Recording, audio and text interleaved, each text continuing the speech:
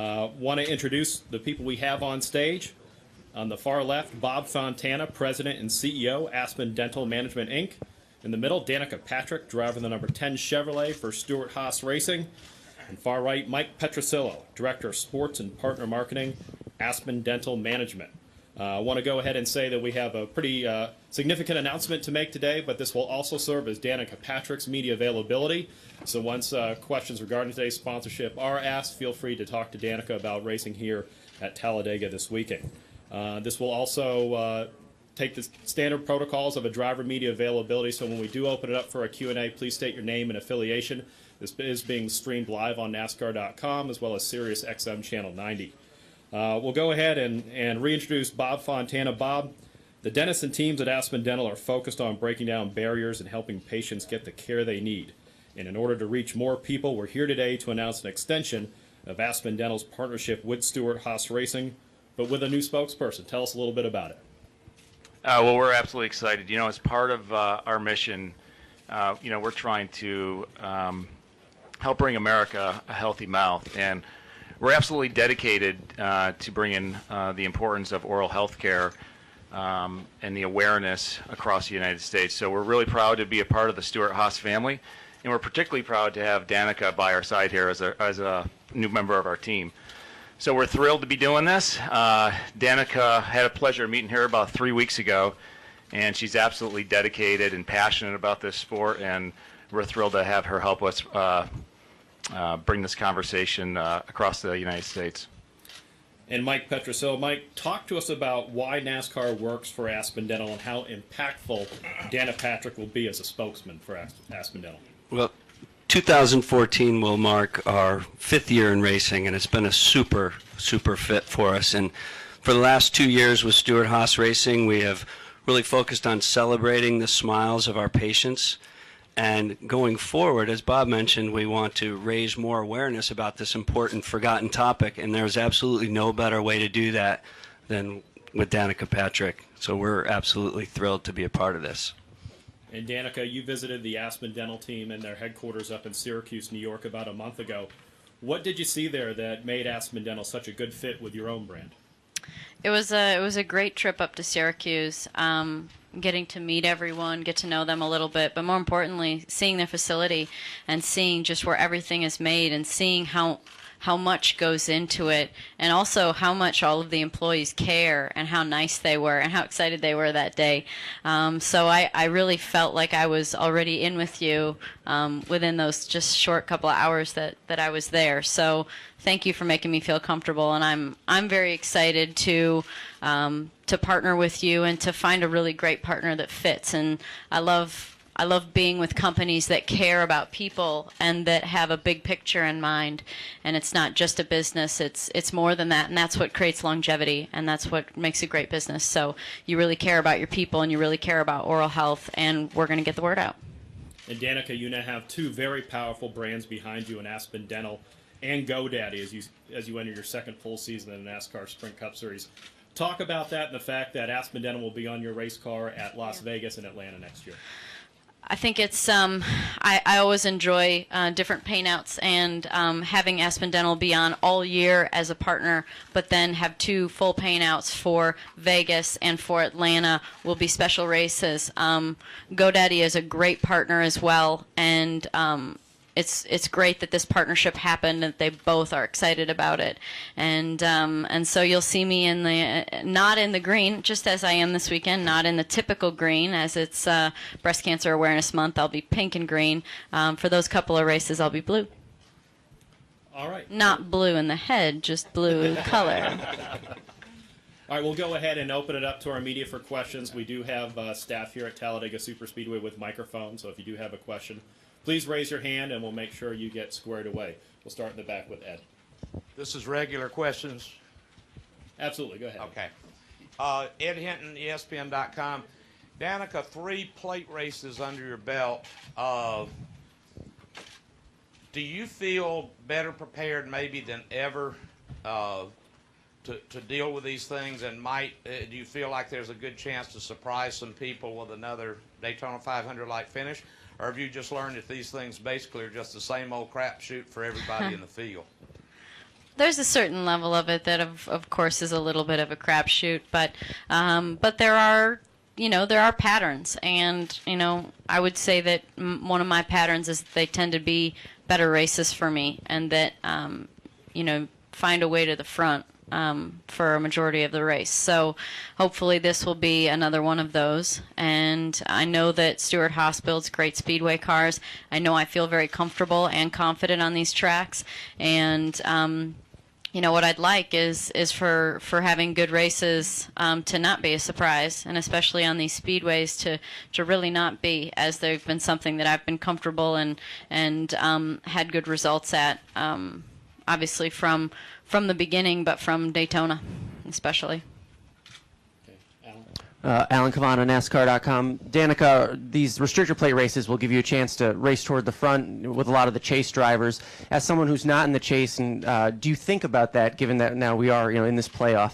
I feel it's an element of thought at times, but you just have to get on with the racing. And I feel that just like with teammates, when you start to tiptoe around someone too much, you're not doing what's normal, or in some ways not what's expected as a driver. So you really have to get on with the job at hand and understand that these races will just play out how they'll play out, and there will be accidents. And you hope that you aren't the culprit, but if you are, that on some level they're inevitable in this kind of racing, and that nobody wants to crash, but it's just the nature of everybody going over 200 miles an hour a couple of inches from each other.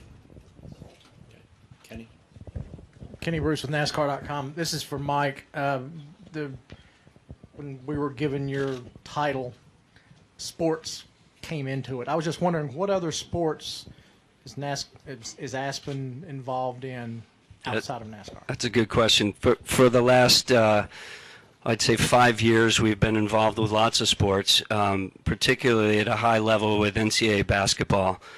We've been partnered with the Big East Conference and a number of teams around the countries and markets that are important to us. We've been with a number of NHL teams, and we spent a year with Major League Baseball as well. So we're kind of feeling our way through this, but NASCAR has been the perfect fit for us, and we look forward to a long future in this sport. Holly Kane, NASCAR.com. Danica, I wanted to ask you, what do you think it is that has helped you have the success on the restrictor plates? Because there's a whole lot of veteran drivers that haven't had success, don't like coming. Does it fit your style of driving? Do you think it's the positive attitude that you come in actually liking these things? What has been the key? I'm sure that you're right about some of those things, Holly, for sure. Having a good attitude always helps. But as I've said before, IndyCar racing on mile and a halfs was much like this kind of racing, flat out, close quarters, and just trying to do whatever it took to keep the momentum up. So I feel like visually it's very familiar racing to me. Aerodynamics work different, but as far as the visual of how it goes and needing to keep the momentum up is very similar. And then it's being with good teams that have good speedway cars. It's important. I think that's been seen in qualifying, and obviously with Daytona qualifying on the pole for that race, you need to have a really fast car to do that. Claire relaying Sirius XM NASCAR Radio. How many friends do you feel you have made on the track, being as people know you're confident here at this type of racing? And then talk a bit about whether you think that this race will be any different this time around being in the chase. Well, I think as far as it being different, these are the races that when I've been a spectator at home, they're the ones that you see drivers that are in the chase hanging back and waiting until the last 10 or 20 laps before they really make their move and try and get to the front without putting themselves at risk the whole time. So that's something that you might see that might be a little bit different, although that happens every now and again otherwise. As far as friends go, I think that happens when you do well. Everybody wants to be your friend when you're fast, so the best thing I can do is go be fast. Okay, Ron. Ron Felix, Insider Racing News. Danica, can you compare racing here with Daytona, and do you have to prepare any different here than you would at Daytona? No, sir. Can you compare the races? The races are really similar, other than the fact that Talladega is a little wider. They're very, very similar races. Yeah, we got one in the back. Roger Holtzclaw with Speedway Media. Danica, given you're 3/4 of the way through the season now, how do you personally judge your progress? Do you feel like you're, on track with where you wanted to be for this season? A little behind, a little ahead?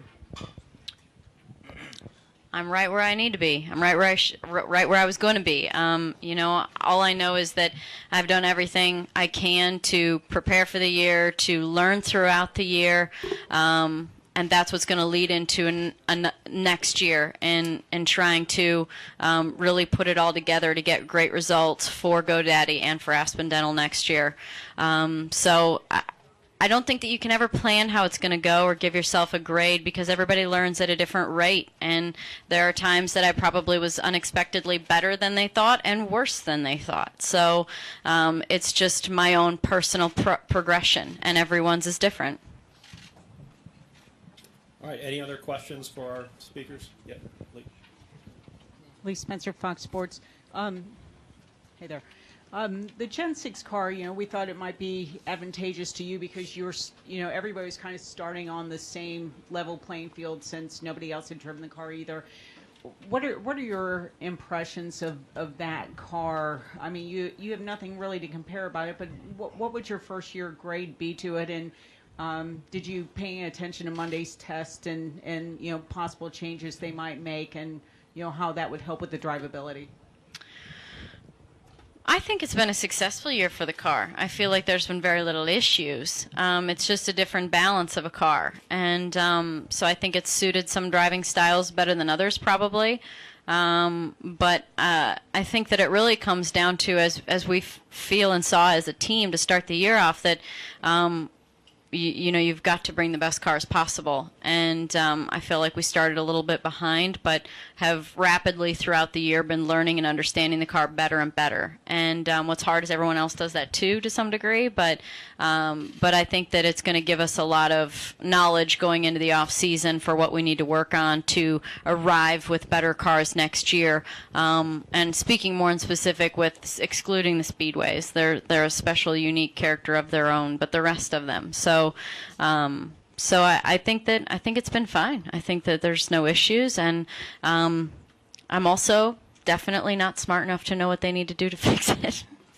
I don't have the experience with these cars yet to really know, but I will be for sure asking how the test went on Monday, and I know that there were team members there to watch and to see what was going to go on and what's maybe happening for next year. Bob Pockris, Sporting News. Martinsville next week, you had probably your best non-plate run there. I mean, do you feel comfortable there at all, or do you feel like you'll be... two extremes there, the speedway and then the extra short track. So I think that what that shows is what's possible when you have a good car to work with. And I feel like I definitely had that at Martinsville. So the challenge for me this time around will be to not downshift from fourth to third when I come out of the pits and over rev the engine and have to start from the back, and in general just have a better qualifying run so that I can start further up and work from there. It's a short track and those leaders are on you very, very quickly if you don't have a good qualifying run. So qualify better and let it play out from there.